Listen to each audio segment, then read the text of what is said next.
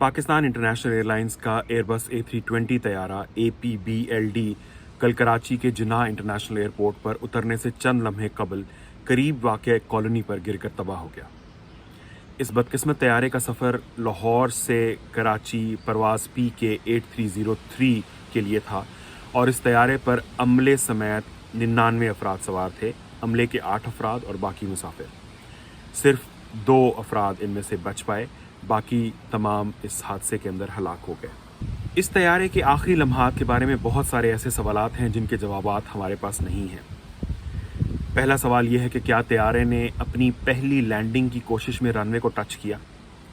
अगर टच किया तो कितना टच किया? दूसरा सवाल यह है कि तैयारे ने गो अराउंड जाने का फैसला क्यों किया? तीसरा सवाल यह है कि जब तैयारे ने रनवे को टच किया तो क्या उसका लैंडिंग गियर नीचे था या नहीं था? अगर था तो क्या हालात थे और अगर नहीं था तो क्यों नहीं था?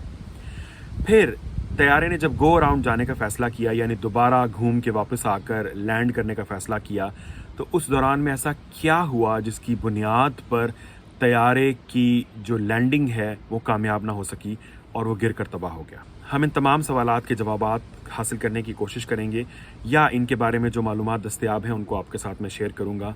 लेकिन मैं पहले ये कहना चाहता हूं कि इस तैयारे के फ़्लाइट रिकॉर्डर, यानी जो फ़्लाइट का डेटा रिकॉर्डर होता है और जो वॉइस रिकॉर्डर होता है, जो दोनों मिलकर ब्लैक बॉक्स बनाते हैं, वो अभी तक दस्तयाब नहीं है और जब तक उसकी मालूमात हमारे सामने नहीं होती ये तमाम बातें हतमी नहीं हो सकती।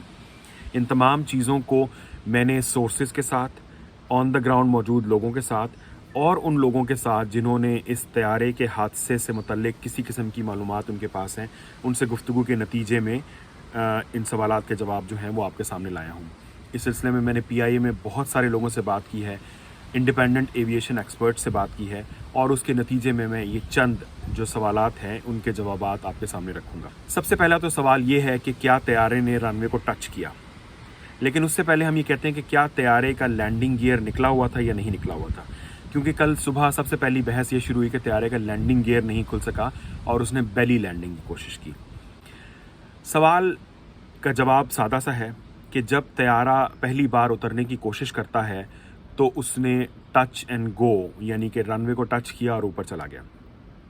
उसके बाद जो तस्वीर ली गई उनके अंदर तैयारे का लैंडिंग गियर नज़र नहीं आ रहा। इसका मतलब ये है कि या तो उसने लैंडिंग गियर निकाला ही नहीं था या निकाल के उसने वापस टक इन कर लिया था और फिर उन 2 तस्वीर के बाद दोबारा लैंडिंग गियर निकाला गया। लेकिन जो अब तक दस्तयाब मालूमात है उनकी बुनियाद पर यह बात वसूख से कही जा सकती है कि तैयारे का लैंडिंग गियर पहली बार रनवे को टच करते वक्त खुला हुआ नहीं था। फ़्लाइट रडार की जानिब से जारी करदा डेटा की बुनियाद पर, जो फ़्लाइट का एल्टीट्यूड डेटा है उसकी बुनियाद पर यह बात वसूख से की जा सकती है कि तैयारा जब अपने क्रूजिंग एल्टीट्यूड से नीचे आया तो उसने रनवे की सतह तक आके टच किया। उसके बाद फिर दोबारा तैयारा ऊपर गया, उसमें एक छोटी सी पीक नज़र आई, थोड़ा सा उसने और क्रूज़ किया, फिर थोड़ा सा ऊपर जाके वो बिल्कुल नीचे आ गया और क्रैश कर गया। इस बात का दूसरा सबूत हमें प्लेन स्पॉटर्स पाकिस्तान के स्पॉटर हमजा उमर की 2 तस्वीर से मिलता है, जो उस वक्त एयरपोर्ट के करीब इस तैयारे की तस्वीर बना रहे थे और उनकी तस्वीर अब वायरल हो चुकी हैं। इन तस्वीर में चंद चीज़ें ऐसी हैं जिनकी जानिब मैं आपकी तवज्जो मबजूल करवाना चाहता हूँ। सबसे पहले तो ये कि इस तैयारे के दोनों इंजन्स के नीचे चारिंग है, यानी कि स्याही है और रगड़ के आसार हैं। जहाज़ की सतह जो है, इंजन के नीचे की सतह, वो खुरदरी है। नॉर्मली वो बहुत स्मूथ होती है। खुरदरी होने की वजह यह है कि शायद जहाज़ ने रनवे को टच किया था। मैं शायद का लफ्ज़ इसलिए इस्तेमाल कर रहा हूँ कि मैं हतमी तौर पे ये बात नहीं करना चाहता, लेकिन मैं उन तस्वीर की बुनियाद पर, डेटा की बुनियाद पर ये जानता हूँ कि तैयारे ने कुछ देर के लिए, कुछ सतह तक उसके दोनों इंजन्स ने रनवे को टच किया, जिसकी बुनियाद पर इंजन्स के नीचे ये दोनों इंजन्स के नीचे ये जो स्याही है और जो खुरदरापन है, जो रगड़ है, उसके निशानात हैं। दूसरे नंबर पे तैयारे के पायलट और एयर ट्रैफिक कंट्रोलर के दरमियान जो गुफ्तगू है उसमें एक क्लू हमें मिलता है। जब पायलट के और एयर ट्रैफिक कंट्रोलर की गुफ्तगू हो रही होती है कि जी हम दोबारा गो अराउंड जाना चाहते हैं, उस दौरान आपको बैकग्राउंड में एक आवाज़ सुनाई देती है, जैसे कोई सायरन या जैसे कोई अलर्ट बेल बज रही है। ले लें 25 ले। रोजर पाकिस्तान 830। وہ الرٹ بیل اس چیز کی ہے کہ جب آپ کا لینڈنگ گیئر آپ نے اتارا ہے وہ صحیح طریقے سے نہیں اترا یا اس میں کوئی مسئلہ ہے، اور آن لائن انٹرنیٹ پر ایک پائلٹ نے اس کو ڈیمانسٹریٹ کر کے یوں دکھایا. So let's imagine you are on approach and just extended the landing gear and this happens. The ECAM is requesting us to perform the landing gravity gear extension checklist. اب اگر آپ air traffic controller کے ساتھ pilot کی گفتگو سنیں تو آواز کچھ یوں ہے. ان دونوں آوازوں کو سن کر آپ کو اندازہ ہو جائے گا کہ جہاز کے لینڈنگ گیئر کے ساتھ کوئی نہ کوئی تو مسئلہ تھا جس کی وجہ سے کاکپٹ میں یہ آوازیں آ رہی تھیں جو ایئر ٹریفک کنٹرولر کے ساتھ گفتگو میں ہمارے تک پہنچی ہیں. یہ ہو گئے ہمارے 3 شواہد جن کی بنیاد پر ہم یہ بات وثوق سے کہہ سکتے ہیں کہ جہاز نے کسی لیول پر رن وے کی سطح کو ٹچ کیا اور اس کے جو انجنز ہیں ان کے اوپر اس کے آثار اور نشانات نظر آتے ہیں. اب ہم جاتے ہیں کہ طیارے کے پائلٹ نے ٹیک آف کر کے دوبارہ گو راؤنڈ کا فیصلہ کیوں کیا. پی آئی اے کے سی ای او نے بھی یہی سوالات اٹھائے کہ وہ یہ جاننا چاہیں گے کہ طیارے کے پائلٹ نے دوبارہ اڑان کیوں بھری. ہمیں اس بارے میں کچھ معلوم نہیں ہے کیونکہ پائلٹ اس کا جواب دینے کے لیے اس دنیا میں موجود نہیں ہے، لیکن طیارے نے جب اڑان بھری تو اس نے اپنا الٹیٹیوڈ گین کیا، جس کا مطلب ہے کہ اس کے دونوں انجنز نے طیارے کو پاور فراہم کی، جس کی بنیاد پر وہ رن وے سے اڑ کر ایک سطح تک پہنچا اور اس سطح تک اس نے اپنے آپ کو مینٹین کرنے کی کوشش کی. Pakistan 8303, we would like to come again for ILS 25 left. Descend left heading 110, climb 3000. وہ سطح کیا تھی؟ یہ نقطہ بھی ہمیں ایئر ٹریفک کنٹرولر کے ساتھ پائلٹ کی گفتگو سے ملتا ہے، جس میں پائلٹ کو ایئر ٹریفک کنٹرولر کہتا ہے نے 2000 کی ریکویسٹ کی تھی اور پائلٹ آگے سے اس کا جواب دیتا ہے، اور وہ جواب کچھ یوں ہے. 8303, you are jumping altitude 2000. Sir, we have just give me 2000. So maintain 2000. 8303, most value showing 1898 feet and descending. Copied, sir. We are now trying to maintain, sir. اب اس گفتگو اور حالات و واقعات جو اس کے بعد ہوئے اس کی بنیاد پر ہم یہ تو جان گئے کہ پائلٹ طیارے کو رن وے سے اڑانے میں کامیاب ہوا. اس کے بعد ایسا کیا ہوا کہ طیارے کے دونوں انجن جو ہیں وہ جواب دے گئے. اس بارے میں 2 باتیں ہمارے ذہن میں آتی ہیں. حمزہ عمر کی تصویروں کے اندر طیارے کے انجنز کے اندر سے ہمیں سفید رنگ کا دھواں نظر آتا ہے. یہ تصویریں تھوڑی بلری ہیں لیکن غور سے دیکھنے سے آپ کو اندازہ ہوتا ہے کہ طیارے کے انجن کے اندر کچھ ایسا کیمیکل، کچھ ایسا پروسیس ہوا جس کے نتیجے میں یہ سفید دھواں باہر آیا. ایویشن ماہرین کا کہنا ہے کہ یہ فائر ریٹارڈنٹ ہیں، یعنی انجن کے اندر لگنے والی آگ کو قابو پانے کے لیے یہ استعمال کیے گئے. دوسری طرف لوگ یہ کہہ رہے ہیں کہ شاید یہ لگنے والی آگ سے پہلے کا مرحلہ ہے جس میں دھواں نظر آ رہا ہے. اب پائلٹ ایئر ٹریفک کنٹرولر کے ساتھ طے کر چکا تھا کہ اس نے رن وے پہ اترنا ہے. اس نے اس کو بتا دیا تھا کہ ہم نے جو بھی اس کے پروسیجرز ہیں وہ سارے انہوں نے شاید فالو کر لیے تھے. لیکن اس دوران میں ایئر ٹریفک کنٹرولر ایک عجیب سا سوال کرتا ہے کیپٹنز کے ساتھ. While proceeding that, sir, we have lost engines.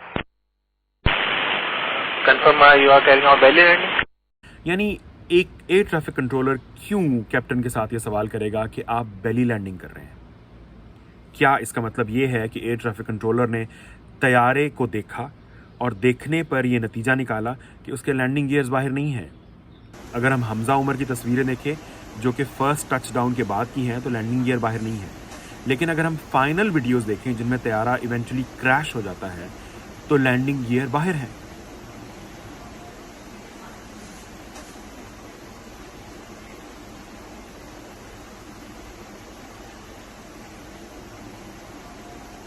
اس کے نتیجے میں ہم یہ بات سمجھنے کے قابل ہیں کہ ایئر ٹریفک کنٹرولر کی اس گفتگو کے بعد طیارے کے لینڈنگ گیئرز باہر نکالے گئے. تو اس سے جو اوریجنل تھیوری ہے، جو اوریجنل افواہیں ہیں اور جو اوریجنل مس انفارمیشن اور ڈس انفارمیشن ہے کہ طیارے کے لینڈنگ گیئر میں کوئی مسئلہ تھا جو ڈپلوائے نہیں ہو سکتے، وہ رد ہو جاتی ہے کیونکہ طیارے کا لینڈنگ گیئر کامیابی کے ساتھ ڈپلوائے ہوا اور وہ نظر آ رہا تھا. لیکن کیا ہم یہ کہہ سکتے ہیں کہ پہلی دفعہ جب طیارے نے ٹچ ڈاؤن کیا ہے تو اس کے لینڈنگ گیئر میں کوئی پرابلم نہیں تھا؟ ہم نہیں کہہ سکتے. دوسری طرف ایویشن کی ہسٹری میں ایسے بہت سارے واقعات ہیں جن میں سینسرز صحیح ڈیٹا فراہم نہیں کرتے. دوسری جانب بہت سارے ایویشن ماہرین، پائلٹس جن سے میری بات ہوئی، ان کا یہ کہنا ہے کہ A320 طیارے پہ ایسا ممکن ہی نہیں کہ لینڈنگ گیئر آپ ڈپلوائے کریں اور نہ ہو، یا آپ ڈپلوائے کیے بغیر لینڈ کر لیں۔ یہاں پر ہمیں کاکپٹ کے اندر آنے والی وہ آواز سنائی دیتی ہے جس کے نتیجے میں کاکپٹ میں الارم بج رہا ہے کہ لینڈنگ گیئر کے ساتھ کچھ ٹھیک نہیں ہے۔ Roger, Pakistan 830. کیا اس لمحے تک پائلٹ کو اندازہ نہیں تھا کہ اگر اس نے لینڈنگ گیئر ڈپلوائے کیا ہے تو وہ نہیں ہوا، یا اسے لینڈنگ گیئر ڈپلوائے کرنا یاد نہیں رہا؟ اس بارے میں کاکپٹ کے اندر ہونے والی گفتگو جو ہے اس سے ہمیں کلوز مل سکتے ہیں، جو بلیک باکس کے اندر فلائٹ وائس ریکارڈر جو ہے اس کے اندر ہوں گی، اور اس سے ہمیں اندازہ ہو سکتا ہے کہ ایسا کیا ہوا۔ دوسرے نمبر پہ رن وے کی CCTV فوٹیج سے ہم اندازہ لگا سکتے ہیں کہ کیا طیارے نے بغیر لینڈنگ گیئر کے رن وے کو ٹچ کیا یا نہیں کیا۔ لیکن طیارے کے لینڈنگ گیئر اور ٹچ ڈاؤن کے ساتھ جڑی ہوئی یہ کہانی انتہائی اہم ہے، اور اس کے ساتھ اس طیارے کے حادثے کی گتھی جو ہے اس کو سلجھانے میں بہت مدد مل سکتی ہے۔ میرا سوال یہ بھی ہے کہ اگر ماڈل کالونی کے یہ والے مکانات جو رن وے کے بالکل سر پہ بنے ہوئے ہیں اگر یہ نہ ہوتے تو کیا آج اس طیارے کی حالات و واقعات مختلف ہوتے؟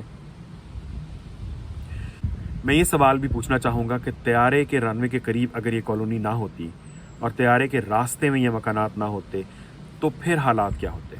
لینڈنگ کے فنل ایریا کے اندر اس قسم کی تعمیرات کی، اتنی اونچی تعمیرات کی اجازت کس نے دی؟ کیونکہ BBC کی رپورٹ کے مطابق طیارہ ایک تیسری منزل کی ٹینکی میں گرا۔ کیا ایئرپورٹ کے رن وے کے اتنا قریب 3 منزلہ عمارتوں کی اجازت ہونی چاہیے؟ اگر نہیں ہونی چاہیے تو پھر یہ مکانات کیوں ہیں؟ آخر میں یہ کہنا چاہتا ہوں کہ اگر پائلٹ کو جہاز کے سسٹمز نے دھوکہ دیا یا پائلٹ سے غلطی ہوئی، دونوں صورتوں میں پائلٹ کے پاس یہ موقع تھا اور اس نے اس موقع کو بہت مہارت اور پروفیشنلزم کے ساتھ اس کا فائدہ اٹھایا اور طیارے کو واپس رن وے تک لے آیا۔ لیکن اگر قوانین کا پاس رکھتے ہوئے اور انٹرنیشنل قوانین کو ذہن میں رکھتے ہوئے یہ عمارتیں نہ بنی ہوتی تو پھر کیا ہوتا؟ ہمیں یہ سوچنے کی ضرورت ہے کہ ہم پائلٹس اور ایئر لائنز پر بہت تنقید کرتے ہیں، سیکیورٹی کے بارے میں بہت ساری باتیں کرتی ہیں، لیکن یہ جو ہیزرڈز راستے میں ہیں، یہ جو خطرناک قسم کی تعمیرات ہیں یہ راستے میں ہیں، ان کے بارے میں کیا ہونا چاہیے؟ کیا ان کو اس جگہ پر ہونا چاہیے، نہیں ہونا چاہیے؟ اور پھر ایک اور بہت بڑی تھیوری جو سرکولیٹ کر رہی ہے وہ کہ جہاز کے دونوں انجنز میں پرندہ ٹکرا گیا، جس کے نتیجے میں دونوں جہاز کے انجن بند کرنے پڑ گئے۔ پرندہ بھی اس علاقے میں کیوں آیا؟ کیونکہ اس علاقے میں بہت بڑی تعداد میں آبادیاں ہیں، وہ آبادیاں کچرا پروڈیوس کرتی ہیں اور اس کچرے کے اوپر یہ پرندے آتے ہیں جو بعد میں طیاروں کے لیے نقصان کا باعث بنتے ہیں۔ حمزہ عمر کی ایک تصویر کے اندر ایک پرندہ نظر آتا ہے اور وہ طیارے کے کتنا دور ہے یہ کوئی اندازہ لگانا مشکل کام نہیں ہے۔ تو ہمیں ان تمام سوالات کے جوابات کی ضرورت ہے۔ اس کے اندر ایک اور اہم سوال سول ایویشن کے رول کے اوپر بھی ہوتا ہے کہ سول ایویشن ان آبادیوں کے اوپر، ان تعمیرات کے اوپر کتنا چیک اینڈ بیلنس رکھتی ہے۔ ان تعمیرات کی اجازت کس نے دی ہے؟ یہ زمین کس کی تھی؟ سول ایویشن کی زمین تھی، حکومت پاکستان کی زمین تھی، اس پہ آبادی ایئرپورٹ کے اتنا قریب تک کیسے پہنچی؟ ان تمام سوالات کے جوابات اس انویسٹیگیشن کے نتیجے میں حاصل کیے جانے چاہیے۔ بہت سارے لوگ تو یہ بھی مطالبہ کر رہے ہیں کہ اس کریش کی ایک کرمنل انویسٹیگیشن ہونی چاہیے اور ان تمام لوگوں کو جن کے اعمال، جن کے ڈیسیجنز، جن کے فیصلوں کی وجہ سے یہ واقعہ رونما ہوا، ان کو کیفر کردار تک پہنچایا جائے۔